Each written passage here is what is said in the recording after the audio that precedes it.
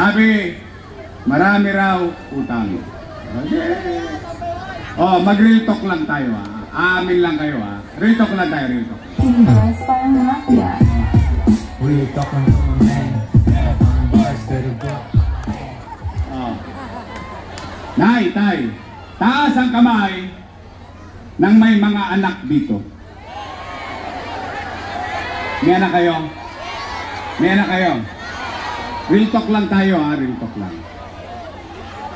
Kapag walang makakain ang inyong anak, gagawa nyo ng paraan? Uy! Hindi nga. Talaga? Iraraos nyo? Itatawid nyo? Gagawin nyo ang lahat? O, ganun din ang ginawa ko bilang ama ng 2 milyong Manileño noong panahon ng pandemya. Nay, tay, mga batang Maynila, mga lolo't lola ko, nung binoto nyo akong mayor noong 2019, ni isang beses wala kayong narinig sa akin na sinisi ko yung sinundan kong mayor. Wala.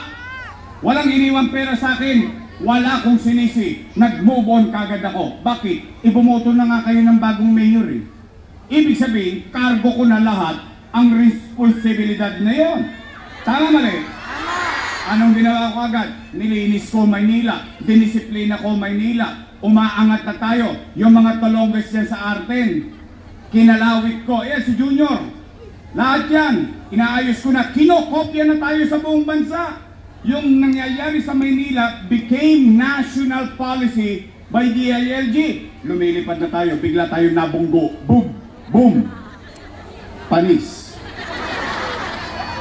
Ano nangyari? Pandemya. Ano ang epekto ng pandemya? Wasak ang ekonomiya. Walang ekonomiya, walang hanap buhay. Walang hanap buhay, walang trabaho. Walang trabaho, walang picha. Walang picha, walang chicha. Tama mali? Nay, tay, pero kayo, mga batang Don Bosco, batang Herbosa,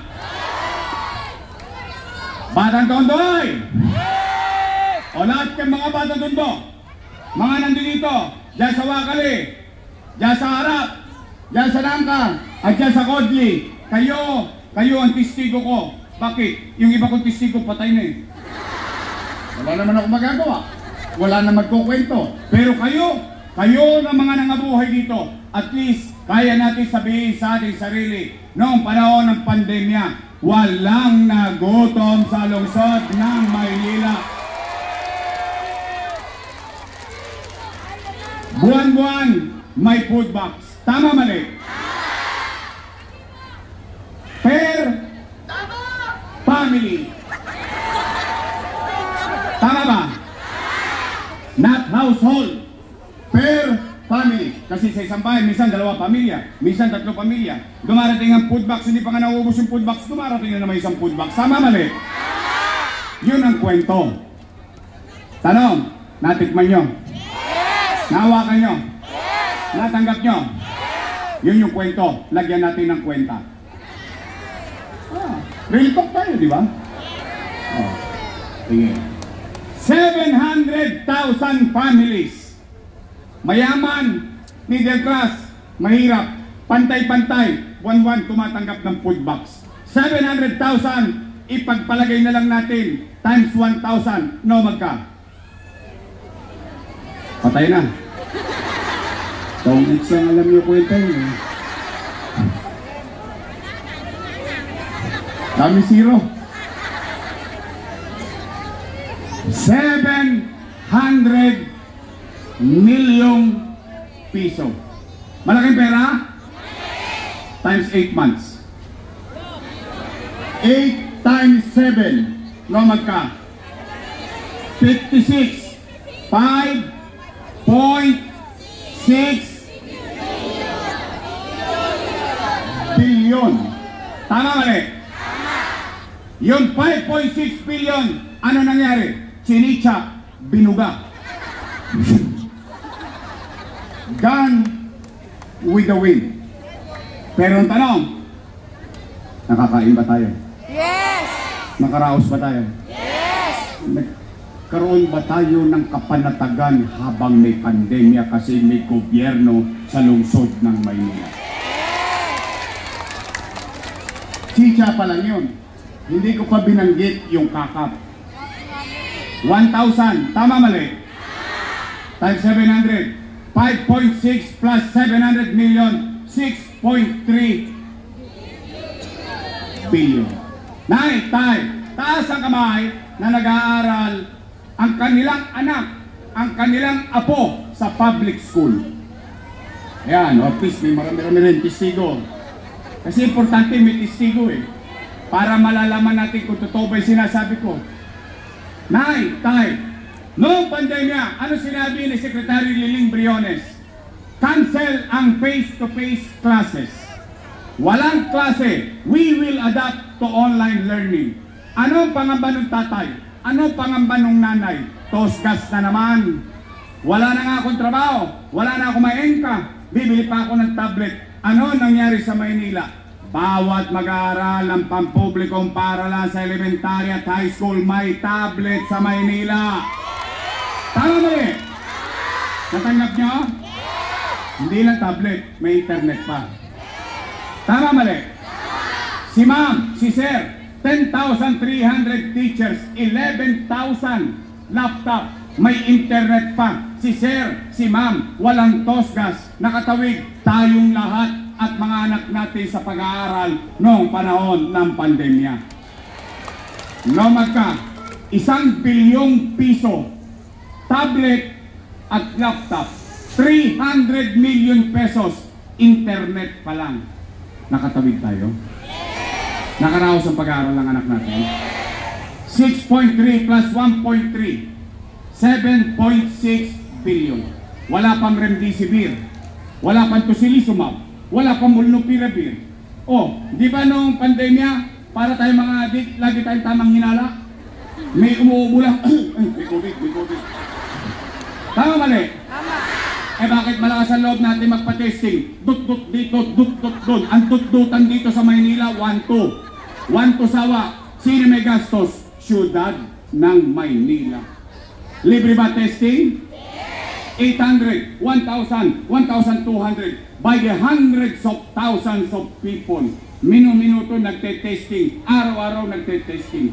Pero gastos ng gobyerno ng lungsod ng Maynila. AstraZeneca, bakuna, Naitay, St. Luke's, UST, Mary Johnson, name it, lahat ng private hospital, wala ng COVID bed capacity. Pero Maynila, chill-chill lang kami rito. Bakit? Meron kaming Manila COVID-19 Field Hospital sa Luneta. 300 million pesos. Habang may pandemic, tuloy ang pangarap ko sa Maynila. Ang pangarap ko ng idol ko na si Lee Kuan Yew.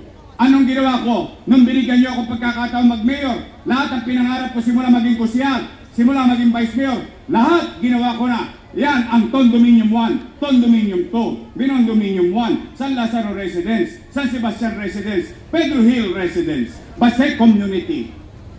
Hospital sa Baseco, 3 taon nang tapos. Ngayon, 3 taon nang hindi pa bukas. Kung ako'y sinungaling, huwag nyo na akong iboto. Kung may kaibigan kayo sa Baseco, ipagtanong ninyo kung bukas ang ospital sa Baseco. Naitay, 10-story fully air-conditioned, bagong ospital ng Maynila.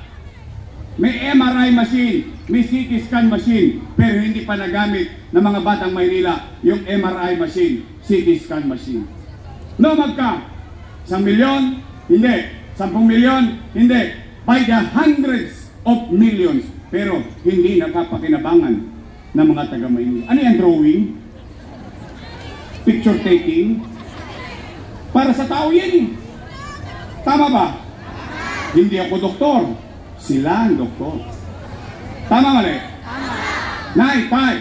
Rosario Almario Elementary School, 10-story fully air-conditioned public school.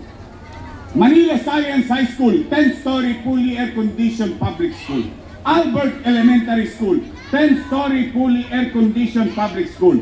Magsaysay High School, bago ko umalis, 5th floor na. Ngayon, 5th floor pa rin. Tanong, Nay, Tay, noong isang buwan, nag-cutting ribbon sila. See, kamo to, naalala niya. Yorme, thank you sa B. Brown, libreng dialysis. Ay, naalala niya. See? You cannot lie with data, sir. You cannot lie with actions and results. O Nay, Tay, nag-cutting ribbon sila ng Pedro Hill Residence, San Sebastian Residence. Nag-cutting ribbon last month. Ang sabi nila, sila daw ang may gawa nun. Wow! Pero yung pinampatayo nun, inutang ko, kasalanan ko. Wow! Sigilan nyo yan, ha? Mas parang mafia. Real talk lang to my man. Puro sila, utang, utang, utang. Utangin na yan.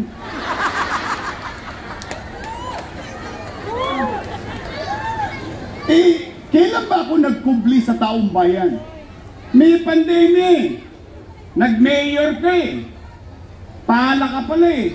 Pala desisyon kang gusto mo mag-mayor. Nung may problema, itinuturo mo sa iba. Tama, mali? Oh, ano sinabi ko? Natatakot ang tao nung magla-lockdown? Ang tao natatakot, nangangamba, baka sila'y mamatay sa COVID-19. Baka sila'y maggutom sa COVID-19. Pero ano sinabi ko sa Facebook, hindi naman ako nagsinungaling. Hindi naman ako nagkubli sa gagawin ko. Ano sinabi ko? Mga nanay ko, mga tatay ko, mga lolo't lola ko, pumanatag kayo mga batang Maynila. Huwag kayong mag-alala. Huwag kayong mag-alala. Pag ako, wala nang may bebenta, wala nang mautangan, nakita nyo tong relo ng City Hall, ipatatas ako to kay tambunting makaraos lang tayo.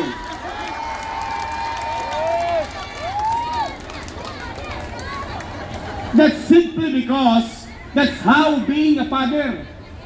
That's how being a mother. Iraraos mo ang pamilya mo. Tama, mali? Tama! Oh, nakaraos naman tayo. Puro utang. Ang galit na galit. O, ito,